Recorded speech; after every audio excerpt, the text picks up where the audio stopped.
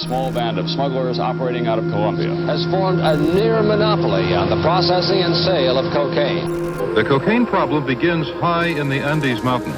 Illicit drugs and its trade are the single largest source of organized crime groups' funding around the world.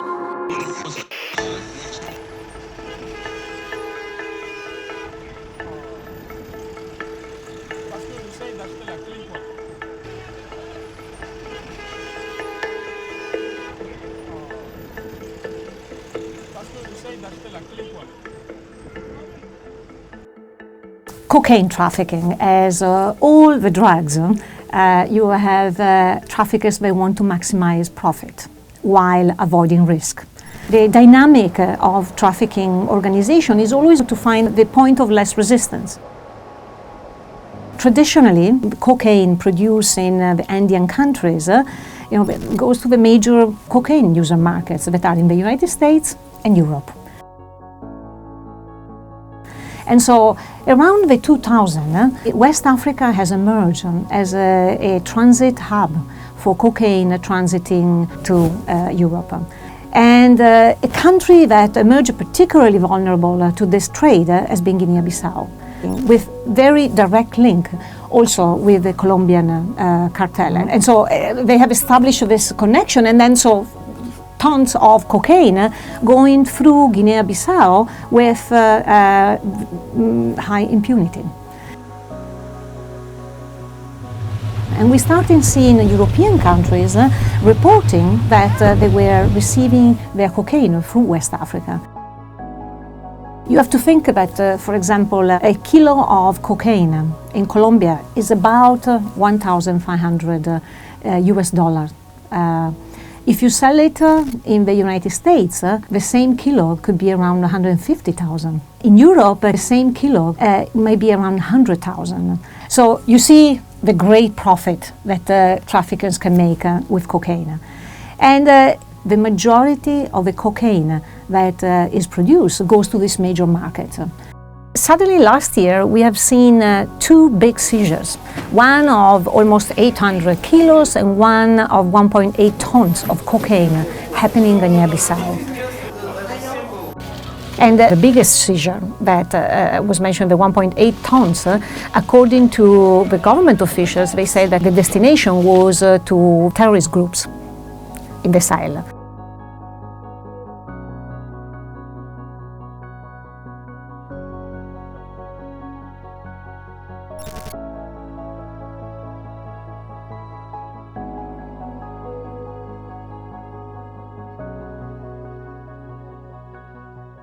Drug trafficking has an impact not only on the rule of law, on undermining the law enforcement institutions in a country, but also has an impact on the population itself that becomes increasingly used and addicted to the drug. What we need to solve the organized crime problem is working with the communities to understand what are the vulnerabilities of communities in terms of development, education, rule of law that can protect community. The United Nations Office of Drugs and Crime work in Guinea-Bissau, but also in the whole West Africa. First of all, to support countries to engage and to upgrade their skills in terms of law enforcement, in terms of judicial sectors, and so to provide training, but also to work with institutions to improve the legislation that is around not only drug trafficking, but also organized crime in general. Try to bring together all the intelligence community of the different countries, so to try to share intelligence so that together, they can be more effective. The symptoms of the drug trafficking and how much drug trafficking impact the nations in West Africa is also an issue of giving alternatives to people to establish licit and clean business instead of going to illicit business.